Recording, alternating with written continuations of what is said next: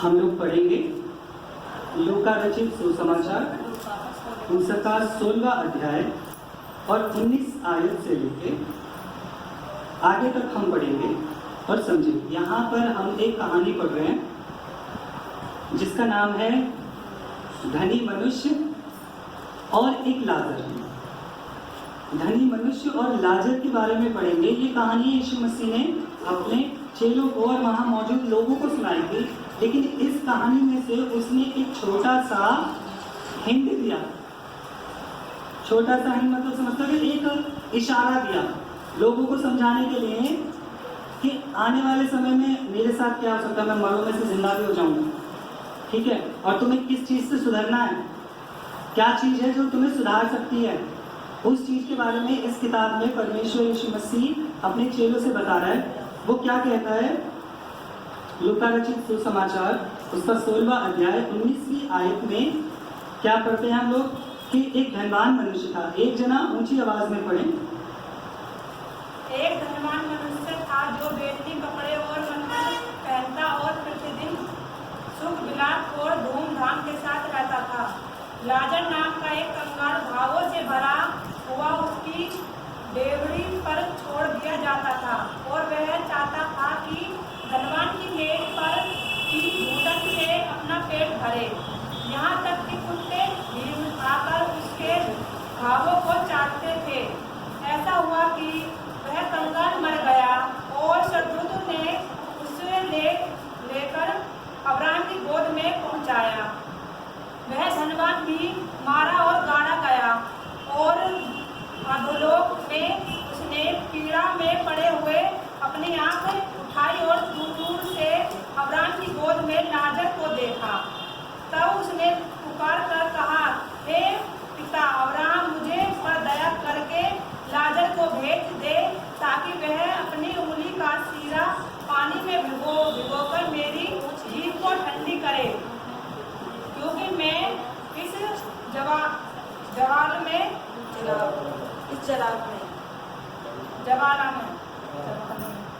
मतलब आग है ना, आग ज्वाला में तड़प रहा हूँ। परंतु अब्राहम ने कहा, हे पुत्र, स्मरण कर कि तू अपने जीवन में अच्छी वस्तु ले चुका है और वैसे ही लाजर बुरी वस्तु, परंतु अब वह यहाँ शांति पा रहा है और तू तड़प रहा है। इन सब बातों को छोड़ हमारे और तुम्हारे बीच एक भारी गड्ढा ठहराया गया है कि जो यहाँ से उस पार तुम्हारे पास जाना चाहे वे ना जा सके और ना कोई वहाँ से इस पार हमारे पास आ सके। उसने कहा, तो हे पिता, मैं तुमसे विनती करता हूँ कि तुम उसे मेरे पिता के घर भेजो, क्योंकि मेरे 5 भाई हैं। वह उनके सामने इन बातों की गवाही दे। ऐसा ना हो कि वे भी इस पीड़ा की जगह में आए। अब्राहम ने उससे कहा, उनके पास तो मूसा और भविष्यवक्ताओं की पुस्तकें हैं, वे उनकी सुने। उसने कहा, नहीं हे पिता अब्राहम, पर यदि कोई मरे हुओं में से उनके पास जाए तो वे मन फिराएंगे। उसने उनसे कहा, जब वे मूसा भविष्यवक्ता की नहीं सुनते तो यदि मरे हुओं में से कोई भी उठे तो भी उसकी नहीं मानेंगे।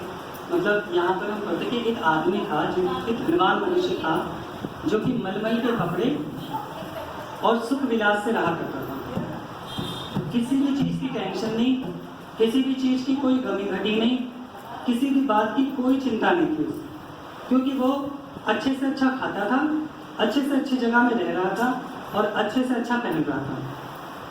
लेकिन कहते ना कि कंजूस और घमंडी इतना था, निर्दयी इतना था कि एक व्यक्ति था लाजर, जो कि घावों से भरा हुआ और गरीब था, बीमार। वो क्या करता था, उसको रोज लाकर उसकी मेज जो टेबल होती है ना, डाइनिंग टेबल, उसके पास बिठा देते थे। नीचे, ऊपर भी नहीं, नीचे बिठाते थे कि जो खाना बच जाए या नीचे गिर जाए ये उसको उठा के खाएगा।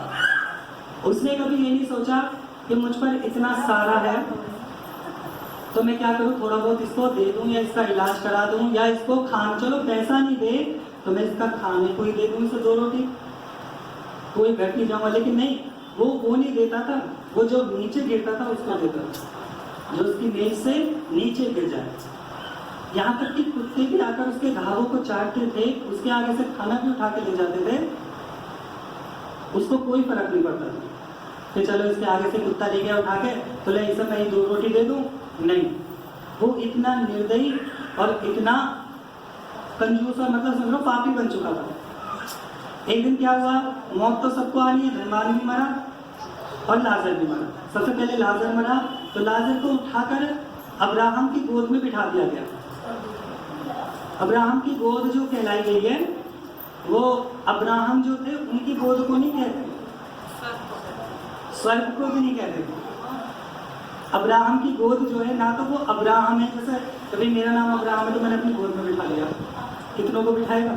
वो एक तो अब्राहम है, कम से कम 50,000 जा चुके हैं उसके पास, 85 लाख जा चुके हैं जब से, तो उसकी गोद ना होगी तो हवेली हो जाएगी। उसकी गोद, अब्राहम की गोद जो बोला गया है, वो एक तरीके से निचला स्वर्गदूत, स्वर्ग बोला गया है।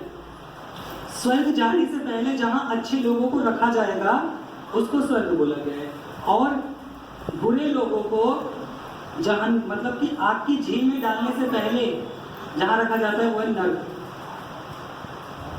ये नहीं है कि कयामत के दिन पे नरक में नहीं डाला जाएगा, कयामत के दिन तो आग की झील में डाल दिया जाएगा। लिखा है प्रकाशित वाक्य में कि वो झूठा भविष्यवक्ता, वो पुराना अजगर और शैतान और नरक को उठाकर आग की झील में डाल दिया गया। मतलब नरक तक को उठाकर आग की झील में फेंक दिया जाएगा। नरक में से एक एक को नहीं उठाया जाएगा, तो एक डाल दिया, पूरा ही नरक उठा के ऐसे आग की झील में डाल दिया जाएगा। कयामत के दिन में बताया गया।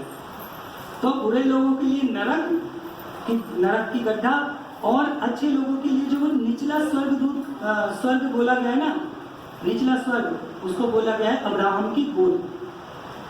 उसका इंग्लिश में जो नाम है वो मैं भूल रहा हूँ, हिंदी में उसे अब्राहम की गोद बोलते हैं। बेटा आराम से। उसको ले जाकर अब्राहम की गोद में बिठा दिया गया और धनवान मनुष्य को फेंका गया नरक की आग में। जब धनवान मनुष्य ने आंखों को उठाकर ऊपर देखा तो क्या देखता है कि लाजर अब्राहम की गोद में बैठा हुआ है। लाजर अब्राहम की गोद में बैठा, मतलब स्वर्ग में है। तो उससे कहता है कि इसको भेज, ताकि ये अपनी उंगली का सिरा भिगो कर मेरे हलक में दे, मुंह में, ताकि मेरी गला तृप्त हो जाए, क्योंकि मैं यहाँ की आग में जल रहा हूँ। परमेश्वर उससे बोलते कि यहाँ हम दोनों के बीच में एक गड्ढा है, चाहकर भी तुम उसे फासला पार करके इधर नहीं आ सकते और ना हम पार करके उधर जा सकते। इतना गहरा गड्ढा ठहराया गया है। तूने अपने जीवन में सुख लेने थे, तूने ले लिए, लेकिन तूने कभी उन सुख में से किसी दूसरे को देने की इच्छा नहीं करी। जब हमारे पास कुछ चीज आ जाती है ना ज्यादा, तो हम ये सोचते कि इसे हम ही बरते हैं, दूसरे को क्यों दे, इसे हम ही करें। अगर हम इस लायक है, बाइबल कहती है कि अगर तू इस लायक है कि तू किसी की मदद कर सकता है तो करने में झिझक मत, ना सोच, तुझे उसकी मदद तुरंत करनी है, चाहे वो तुझसे मांगे या ना मांगे। अगर तुझे लगता है कि तू उसकी मदद कर सकता है तो तुम्हें जरूर करनी है। लेकिन हम ऐसे बन रहे हैं कि मदद तो करने से गए दूसरे का छीन के और खा जाते हैं, जो कि बाइबल के खिलाफ है। जैसा ये था धनी मनुष्य, इसको फिर अपनी बात पर पछतावा आया, अपने किए धरे पर पछतावा, खूब रोया पीटा होगा, खूब हल्ला मचाया होगा, लेकिन परमेश्वर ने इसकी सुनी नहीं। अब्राहम, उसने कहा कि लाजर ने अपने जीवन में सारे दुख भोग लिए हैं, आज ही ये यहाँ पर सुख लेगा। परमेश्वर का वचन आगे बोलता है कि अब्राहम के से जब इसने अब्राहम ने ये बात बोली तो वो धनी मनुष्य बोलता है कि परमेश्वर तो एक काम कर, इसको ना मेरे भाइयों के पास भेज, मेरे बाप के घराने में भेज, मेरे भाइयों के पास, क्योंकि वो भी मेरे जैसे ही हैं, जैसा मैं हूँ वो भी मेरे ही जैसे हैं। तो ये जाकर अगर उनको समझाएगा तो वो समझ जाएंगे। तो तो परमेश्वर उनसे कहता है कि उनके पास समझने के लिए मूसा की दी हुई और भविष्यवक्ताओं की दी हुई किताबें थी। अगर वो लोग उनकी मानेंगे तो बच जाएंगे। अब मूसा की दी हुई किताबें, भविष्यवक्ताओं की दी हुई किताबें कौन सी हैं? उत्पत्ति से लेकर प्रकाशित वाक्य तक। उत्पत्ति से लेके प्रकाशित वाक्य तक अगर हम इन किताबों की मानते हैं तो हमें वो नरक की आग से बच सकते हैं। अगर हम उनकी मानते हैं तो अगर वचन कहता है कि पाप मत कर और नहीं करते तो हम बच जाएंगे। वचन कहता है किसी पे दोष मत लगा, तो अगर हम किसी पे दोष नहीं लगाते तो हम बच सकते। लेकिन आज हम लोग अपने ही लोगों पे दोष लगा रहे, बाहर के तो बहुत दूर है। बहुत से क्रिश्चियन तो ईसा मसीह को मानने वाले विश्वासी लोग दूसरे विश्वासी पर इल्जाम लगा रहे हैं। लेकिन एक वचन को हम लोग भूल चुके हैं जो ये कहता है कि जिस नाप से तुम नापोगे उसी नाप से तुम्हें भी नापा जाएगा। जितना नापा लेकर तुम नापोगे ना जिस फीते से, उसी फीते से तुम्हें नापा जाएगा।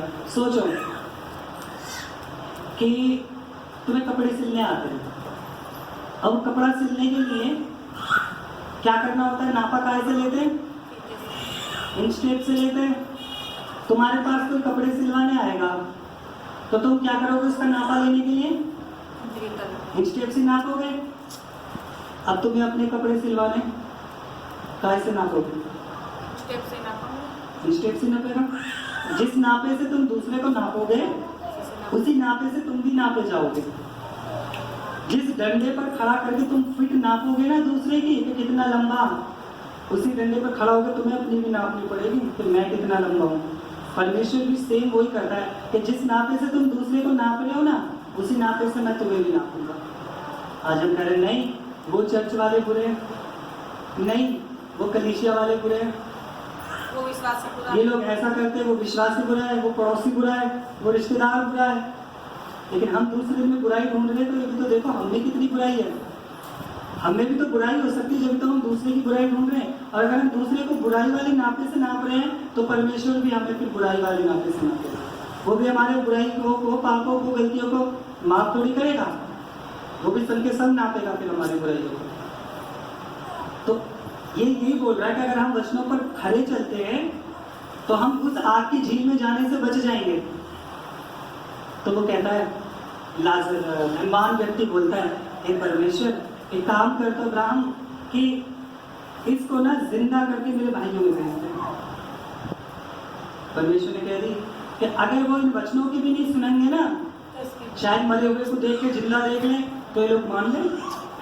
परमेश्वर कहता है अगर वो भविष्यवक्ताओं के वचनों को भी देखकर नहीं सुनते हैं, नहीं समझते हैं और उस पर नहीं चलते हैं तो मैं 1 ना 50 मरे हुए को भी भेज दूंगा ना जिंदा करके, वो उसकी भी नहीं मानेंगे। और आज हो रहा है ऐसा, आज सेम यही हो रहा है जैसे लाजर की किताब में लिखा है ना, सेम हो रहा है। हम यीशु मसीह में हैं, यीशु मसीह को मान रहे हैं लेकिन वचन नहीं मान रहे, भविष्यवक्ता की किताबों को ही नहीं मान रहे। यीशु मसीह भी जब बचाएगा जब तुम किताबों को मानोगे। यीशु मसीह जब भी बचाएगा उस तुमने यीशु मसीह मैंने तुझे ग्रहण कर लिया, बस बात खत्म।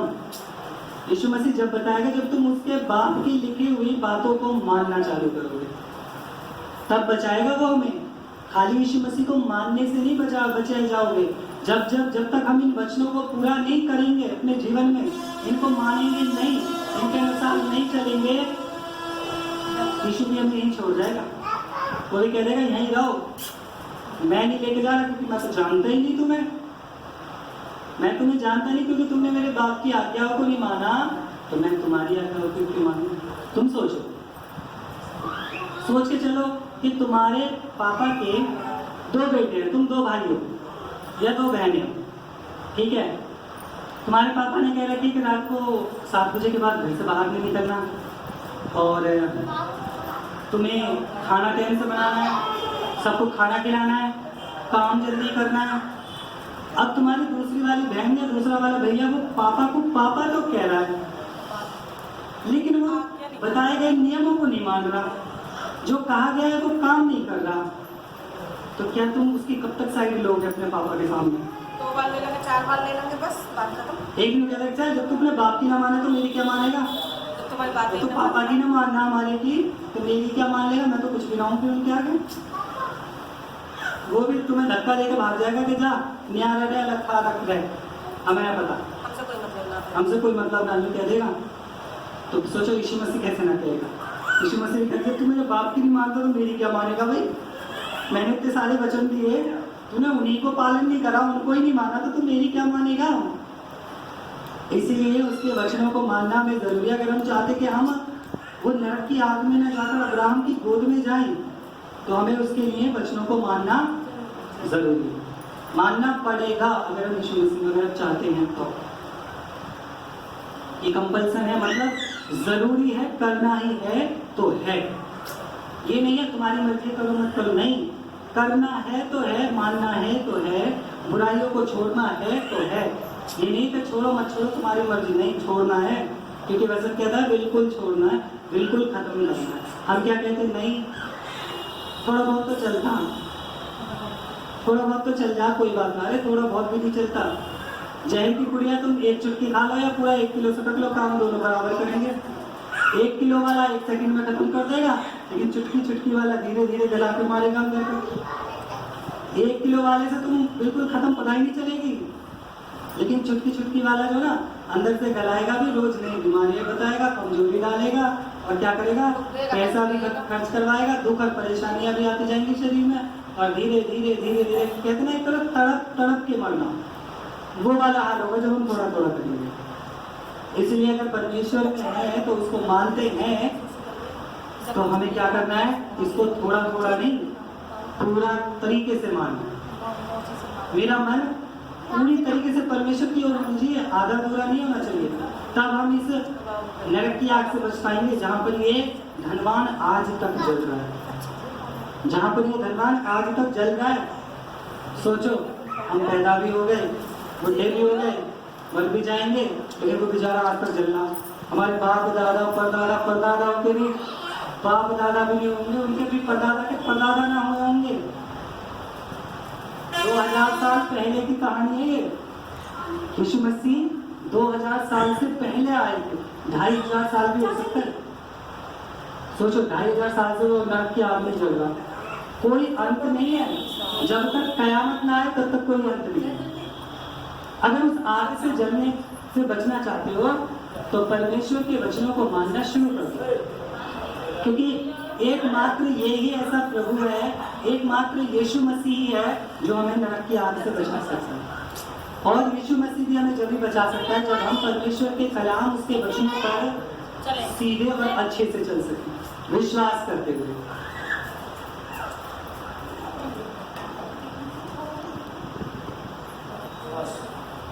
इसीलिए हम लोग क्या करना है? उनके वचनों को समझना है, सीखना है और उनके अनुसार चलना। तो इन वचनों को पढ़े जाने और सुने जाने पर परमेश्वर हम सभी को आशीष दे। आमीन। आइए हम लोग प्रार्थना करते हैं। धन्यवाद हमारे सर्वशक्तिमान दयालु पिता परमेश्वर से, हमारे पवित्र जीवते नवकारी परमेश्वर तेरा धन्यवाद करते प्रभु। आज के सुंदर समय के लिए आपने उनसे पर आशीष करी, उसके लिए धन्यवाद पिता। प्रभु जी, इन वचनों को हमारे जीवन में जो आपने हमें पढ़ने के लिए दिया, हमें सिखाया प्रभु, कि जैसे वो धनवान व्यक्ति था परमेश्वर, प्रभु तूने हमें सीख दी कि हम उस धनवान व्यक्ति की तरह ना बने, परंतु परमेश्वर हम लाजर के समान बने और प्रभु तेरे पास उस गोद में, परमेश्वर अब्राहम की गोद में जाकर बैठ सके। पिता हमें आशीष कर कि हम किसी का बुरा करने वाले नहीं, परंतु सबका भला करने वाले बन सके। प्रभु चाहे कितने भी अमीर और कितने भी धनवान हो जाए, परंतु परमेश्वर प्रेम और एक दूसरे से मिलाप को हम ना भूलें। या यीशु सब बातों का आपके हाथों में दे, यीशु मसीह तेरे नाम से मांगते हैं, आमीन।